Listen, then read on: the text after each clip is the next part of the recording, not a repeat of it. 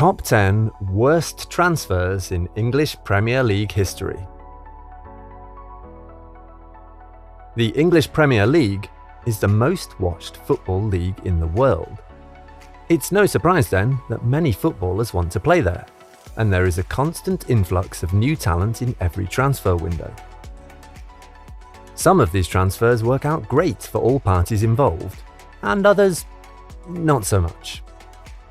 In this video, we take a look at 10 of the worst transfers in the history of the Premier League, starting from the oldest to the most recent. You may be wondering how a player that cost nothing to sign made it into a video about the worst transfers. But the circumstances surrounding the transfer of Ali Dia to Southampton are among the most bizarre ever witnessed in the Premier League. Ali Dia connived with a friend to con the then Southampton manager Graham Souness into believing that he was a Senegalese international that had also played for Paris Saint-Germain. His friend pretended to be George Weah, the former World Player of the Year.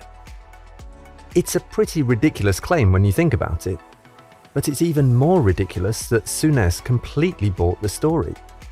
He brought Dia in for a trial, which led to a substitute appearance in the league 4 days later. Needless to say, 53 minutes on the pitch were more than enough to show how big of a mistake the English manager had made. Ali Dia was subbed off in the same match and unceremoniously sent back to non-league football where he actually came from, never to return. At the time that Juan Sebastian Veron signed for Manchester United, Sir Alex Ferguson already had an abundance of talent in his midfield, with the quartet of Ryan Giggs, Paul Scholes, David Beckham and Roy Keane. However, that did not stop the club from going all out to bring Veron in from Lazio for a British transfer record fee of £38.3 million. Bear in mind that this was 2001, so it was a lot of money for any sort of player. Veron was off to a flying start in his first month at the club, winning the Player of the Month award before subsequently struggling to secure a role and fading into the background.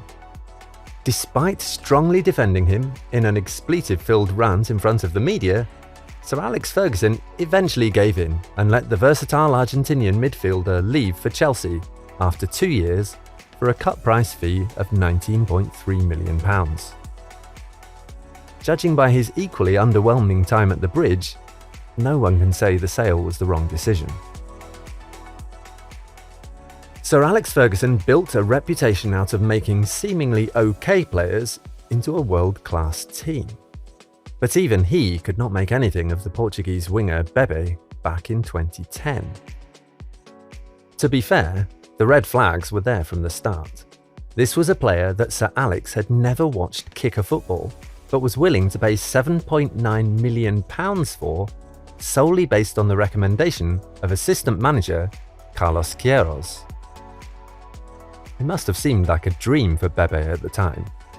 1 minute he was turning out for Portugal in the Homeless World Cup, and the next he was walking through the doors at Old Trafford, signing a contract at the age of 20. In hindsight, it might have been better for all parties involved if the move had never happened, as the youngster ended up playing just 75 minutes for the club in the league. At least he went on to carve out a decent professional career in Spain.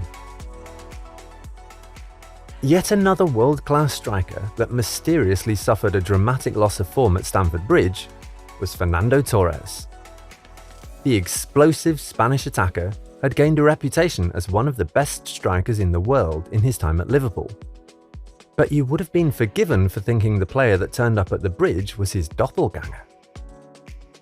Chelsea splashed £52.7 million to bring Torres to the club in 2011, but he only managed a total of 20 league goals in his years at the club. Although his form had dipped before leaving Liverpool, many assumed the reason was that he had lost the desire to play for the club, especially after he publicly declared his interest in leaving. As time would reveal, there was more to it than that. but nobody really ever figured out what it was, until Fernando Torres eventually left the club on a free transfer. Many Liverpool fans would certainly have enjoyed watching Fernando Torres struggle at Chelsea, but they might have enjoyed it even more if one of the players signed to replace him hadn't turned out to be a flop too. Following the sale of Torres, Liverpool moved quickly to bring in replacements in the form of Luis Suarez and Andy Carroll for £22.8 million and £36.9 million respectively. While the cheaper signing went on to be a huge success, Carroll was not so lucky. The player, once touted to be the next world-class English striker, only managed to score 6 goals in 44 matches for the Reds. While injuries and coaching changes might have affected his performance, there is also the suggestion that he probably was just never that good. Of all the names discussed in this video, Mario Balotelli's £18 million transfer to Liverpool in 2014 was probably the most predictable failure. Despite the massive amount of talent that the Italian forward undoubtedly possessed on his day, he was more often in the news for bad behaviour and off-pitch antics than for his performances on the pitch. When he did make the news for a performance, it was usually because he'd had a stinker. Considering the fact that the then club manager Brendan Rodgers had bought in Super Mario to replace Barcelona-bound Luis Suarez, the transfer is even more laughable. Balotelli ended up playing less than 1,000 minutes for the club in the league, scoring a lone goal, before heading back to Milan on loan. By the time he got back to Liverpool, the club was under the new management of Jurgen Klopp, and he was allowed to leave for League One club Nice on a free transfer. When a record transfer deal ends up in multiple loan deals and a free transfer departure, it has to be considered among the worst. Manchester City signed Eliakim Mangala from Porto for a fee in excess of £40 million in 2014. At the time, he became the most expensive defender in British football history. Following a superb debut up against Chelsea hardman Diego Costa, City fans must have thought they'd uncovered a gem that would lead the defence line for years to come. Oh, how wrong they were. Mangala turned out to be incredibly inconsistent, and the man himself admitted that the Premier League was much more difficult than he'd anticipated. When the man who signed him, Manuel Pellegrini, was replaced by Pep Guardiola, Mangala was frozen out of the first team for good.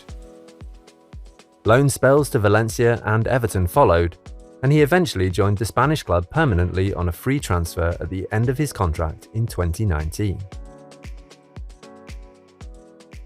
Danny Drinkwater's move from Leicester City to Chelsea for a fee of £34.1 million in 2017 was the catalyst for a respectable career trailing down into a forgetful one. The English midfielder had been a key part of the famous Leicester title-winning team of 2016, even starting one more league game than the imperious N'Golo Kante. His performances that season must have factored into Chelsea's decision to sign him, but they really need not have bothered. Drinkwater made only 12 league appearances in his debut season under Antonio Conte, and he faded into irrelevance when the manager left the club. Loan moves to Burnley and Aston Villa followed, but things only went from bad to worse with a string of poor performances on the pitch and questionable antics off it. While at Burnley, Drinkwater got into a fight at a club and injured his ankle in the process. At Villa, he headbutted a teammate in training and was sent back to Chelsea, where he proceeded to boot a 16-year-old player in an under-23 game against Spurs. 5 years after the ill-fated transfer was confirmed, Danny Drinkwater finally left Chelsea on a free transfer, following the expiry of his contract with the club. When Manchester United completed a swap deal involving Alexis Sanchez and Henrik Mkhitaryan with Arsenal in 2018, the feeling was that the Reds had gotten the better end of the deal.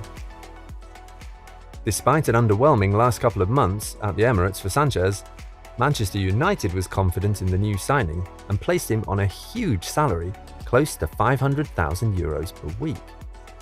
They plopped him in front of a piano and made a grand announcement video that would serve as a source of banter for rival club fans for years to come. On the pitch, Sanchez's form dipped further, and he only managed 3 goals in 32 league appearances within the space of 2 years at the club. The Chilean forward was soon shipped off to Inter Milan, first on loan, before completing a free transfer in 2020 to bring an end to a forgettable time in the red half of Manchester. A year after Chelsea broke the world record fee for a goalkeeper by paying £72 million for Kepa, Arsenal was involved in a similar deal to bring Nicolas Pepe to the Emirates from Ligue 1 club Lille. Paying that much money for an attacker does not raise as many eyebrows as doing so for a goalkeeper, but there were still a lot of questions about this signing because Pepe had not proven himself on the biggest stages yet. He was undoubtedly one of the hottest talents in the French league, but the English Premier League is a level above, and the situation was especially tough as Arsenal was also struggling to recapture the glory days. Despite a fairly bright start, Pepe's tricks and flicks were soon found out by Premier League defenders, and the fleet-footed forward soon found himself on the bench, sacrificed for youth product Bukayo Saka. It's incredible to think that despite having that talent within their own youth system, it took a failed £72 million signing for the Gunners to look inwards. Names such as Kepa Arrizabalaga, Romelu Lukaku, Adrian Mutu, and Andriy Shevchenko have been excluded here, mostly because those transfers have already been discussed in a different video featuring the worst transfers in world football history. It's interesting how many of them signed for Chelsea, and it's a testament to how heavily Roman Abramovich invested in the club over the years. However, it also provides further proof that paying record transfer fees does not guarantee success in any way. That won't stop the big clubs from doing it anyway, so it's certainly only a matter of time before this video needs updating.